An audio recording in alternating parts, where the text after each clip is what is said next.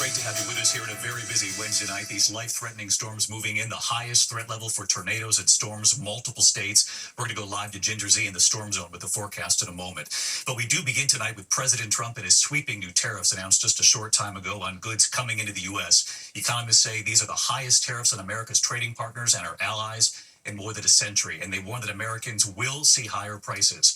President Trump late today in the Rose Garden calling this Liberation Day to free America from dependence on foreign goods, holding up a chart and revealing the sweeping new tariffs, a baseline 10% tariff on all countries, and even higher in some cases, 20% tariffs on the EU, 34% on China, 24% on Japan, 26% on India.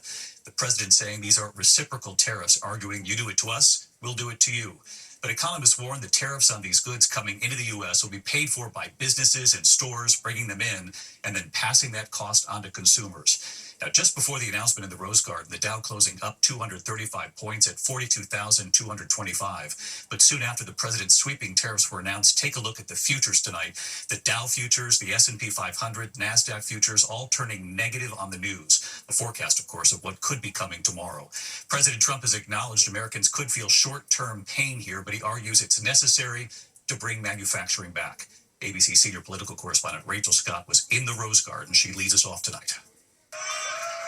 Tonight, with the whole world watching, President Trump in the Rose Garden announcing a sweeping set of tariffs on all goods imported to the United States, a move that threatens to upend the global economy and spike the cost of living for American families. The president insists it's necessary to bring jobs and manufacturing back to America. This is one of the most important days, in my opinion, in American history.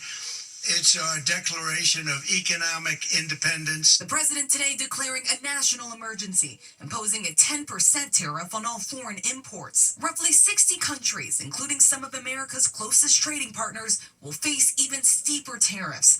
A 34% tariff on all imports from China, a 25% tariff on products from South Korea, a 20% tariff on goods from the European Union. President Trump says the higher penalties come in response to tariffs those countries impose on American products they import. European Union, they're very tough, very, very tough traders.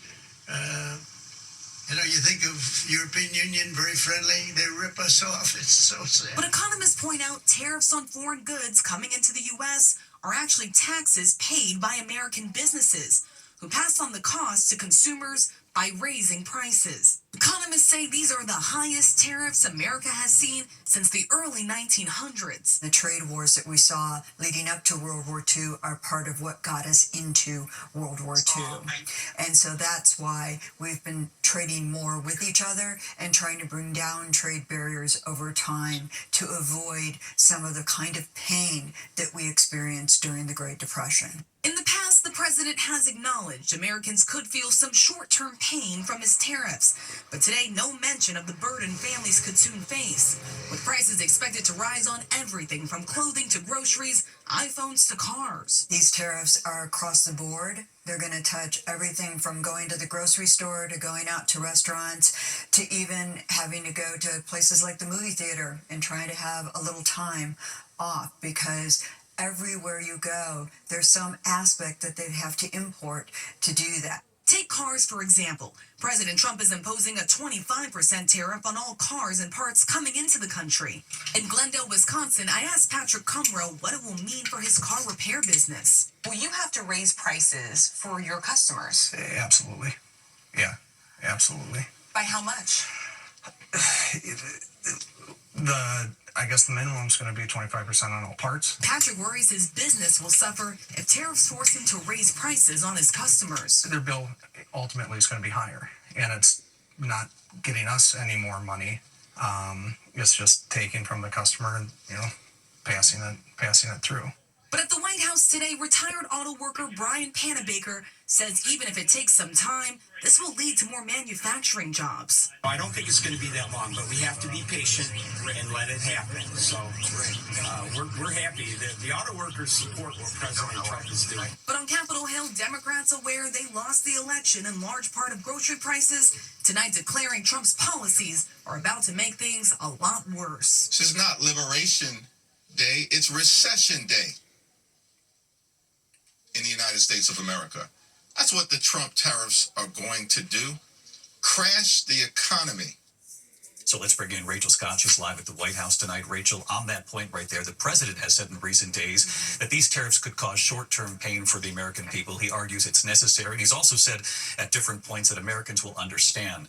It's not something he talked about today. Both parties have acknowledged here that one of the key reasons President Trump won in November was on his promise to bring down prices. He often said on day one. Yes, David, the president campaigned on that promise to bring down prices for American families. But even the president and Republicans on Capitol Hill have acknowledged that this could cause some short-term pain, that things could be a little rocky for a while with higher prices. The White House is asking Americans to trust them, saying that this will lead to more manufacturing jobs in the United States. The question tonight, how long will that take and how high will these prices rise, David? A lot of the major questions right there laid out. Thank you, Rachel Scott, leading us off. The sweeping nature of these tariffs announced by President Trump. And for many at home, the president's argument might make a lot of sense. The president essentially arguing if these other countries are doing it to us, we should do it to them with these reciprocal tariffs. But what's the impact of this move on American consumers with tariffs unlike anything we've seen in this country in more than a century? Let's bring in our chief business and economics correspondent, Rebecca Jarvis, because, Rebecca, we've heard from economists across the board all afternoon since this announcement was made that American consumers will feel this, an impact from tariffs that we haven't seen since the early 1900s. Right, and these are very high tariffs. We haven't seen them this high, and the reaction on Wall Street was immediate. We certainly saw it reflected, as you showed, in futures. The minute the president brought out that chart of reciprocal tariffs, the futures market, which is what tells us where the stock market opens tomorrow, swung lower. The S&P 500, that's what's in most retirement accounts. Right now, it's down about 3.7%, and the Dow is down more than 1,100 points. There's still a lot of unknowns here behind the scenes, how foreign countries might retaliate. But what we do know, David, is how companies handle tariffs. They pay a higher price at the border and they pass that off to consumers. It's what you heard from Rachel tonight, and it's what I hear every day when I talk to businesses who are struggling with these questions, everyone from farmers to restaurant owners to mechanics, David. Just a few seconds left. We've covered Made in America on this broadcast for almost 15 years now. We love when jobs come back to the U.S., but getting these factories up and running takes years. It's a long road, 3 to 5 years, billions of dollars in investment, David. Right. Rebecca Jarvis on this as well tonight. Rebecca, thank you. We turn to the other major news this Wednesday night, what authorities are calling a multi-day life-threatening storm across multiple states, from Texas all the way up to Michigan and then moving east. The National Weather Service tonight warning millions to prepare for this system already triggering violent weather. But the main line of storms and potential tornadoes hit after dark tonight, and then days of heavy rain and life-threatening flooding. Chief Meteorologist Ginger Z, she's live in the storm zone with the forecast in a moment, but ABC's Victor Akendo here with the images already. He's in Paducah, Kentucky tonight. Tonight, a dangerous and potentially deadly multi-day severe weather outbreak is underway.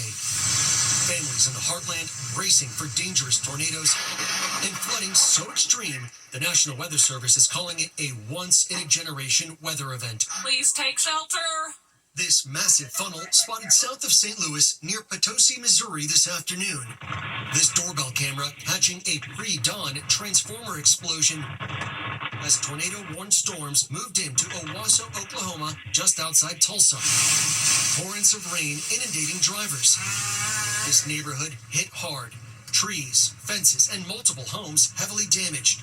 This roof peeled back. South of Kansas City, in Nevada, Missouri, this 360-degree view of the devastation after a confirmed EF1 tornado with winds near 100 miles an hour. It was on the ground for 17 miles. And to the east, in Pilot Grove, a 7-mile-long trail of destruction through town.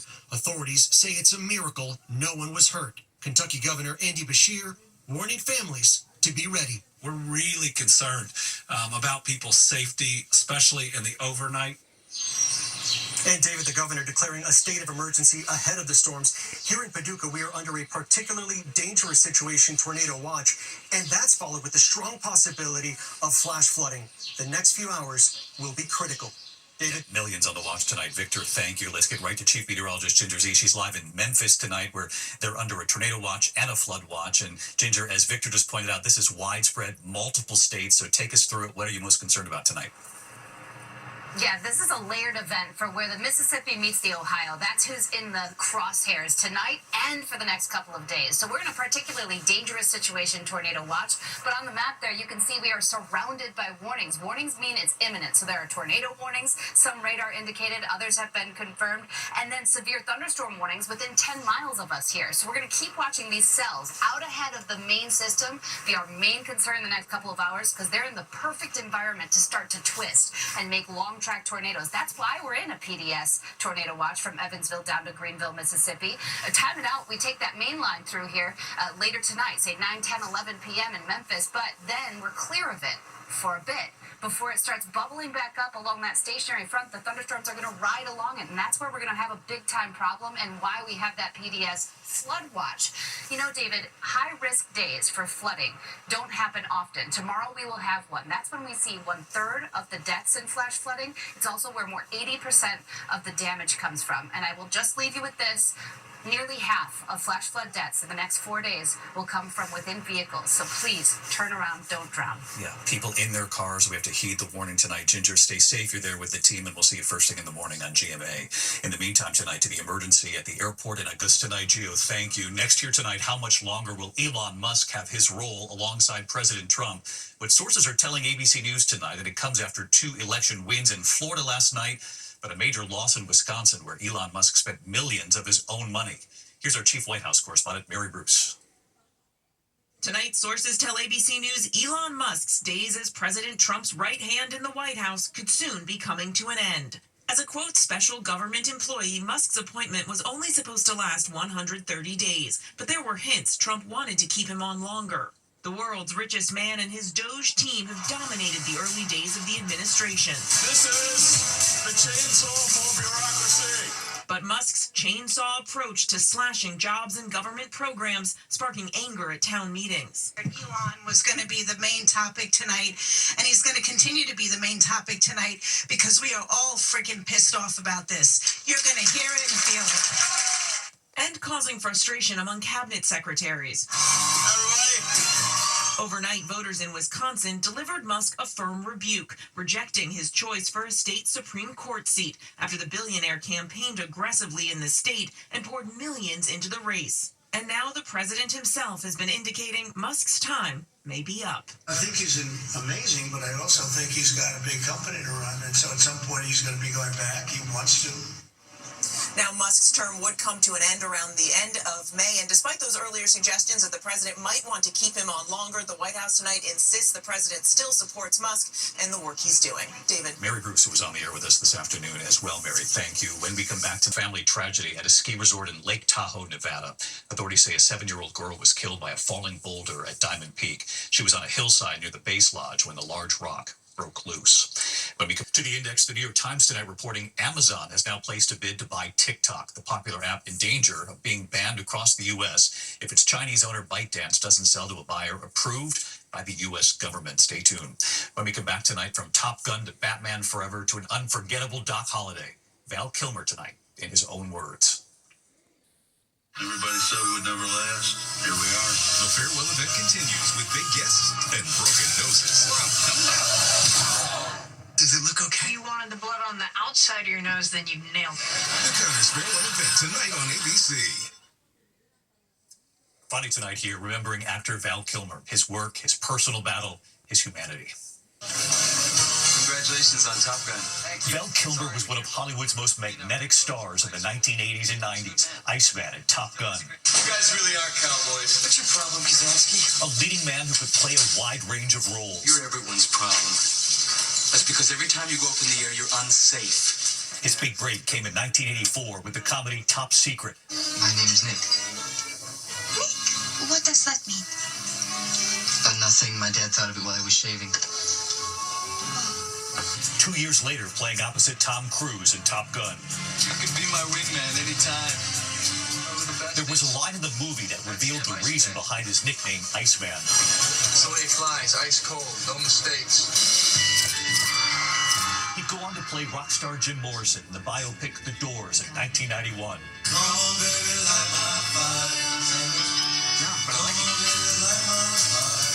Doc Holliday in Tombstone.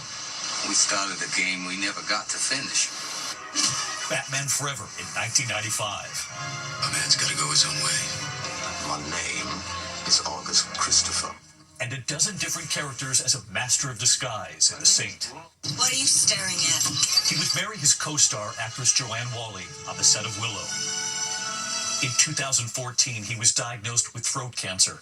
He would continue to act, including reprising his fighter pilot role in Top Gun Maverick. One last thing. Who's the better pilot? You or me? This is a nice moment. Let's not ruin it. Val Kilmer died overnight at the age of 65, surrounded by family and friends.